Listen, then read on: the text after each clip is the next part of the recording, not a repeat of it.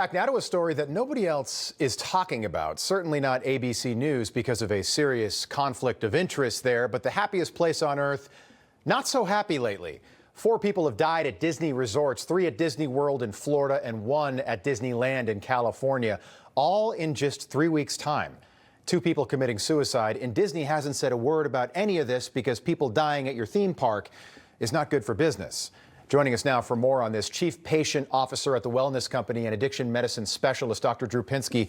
Great to see you tonight. Thanks for being with us. Pleasure. It's a strange story. So 2 suicides, 1 heart attack, and 1 what they're calling a medical episode. I know you live not far from Disneyland. Yeah. What do you think's going on here, and why do you think Disney hasn't said anything about it? Because they never talk about stuff like this. This is the happiest place on earth. Right. Only good things happen Right. with the Disney products. But it's not at all surprising. Somewhere around 70 people have died in these parks over the last 30 or so years. And what's interesting about anything like this is it comes in series. Random events segregate non-randomly, and they'll come in series.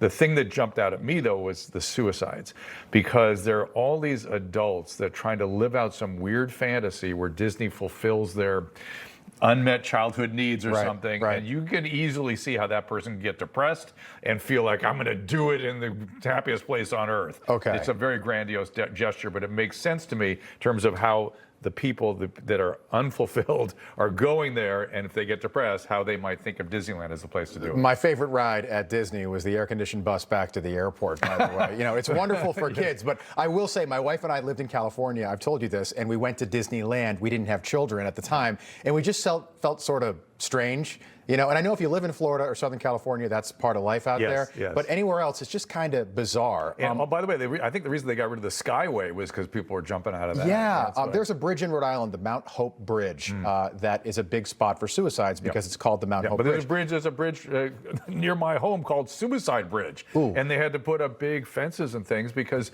people... Maybe just rename it?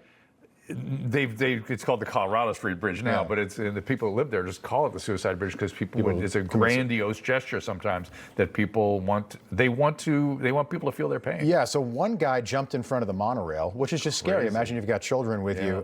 Disney since 1971 in Florida, 68 people have died. Yep. And that's that's actually kind of small to me. That's kind of small. Yeah, a little bit. Especially It's since about older 1 a people year. chasing kids around, people got to have heart attacks and strokes. But I think you're going to see it go up because of the thing I'm talking about. Well, the copycat element to this is there, Always. you know, sort of the happiest place on earth, now a place to commit suicide.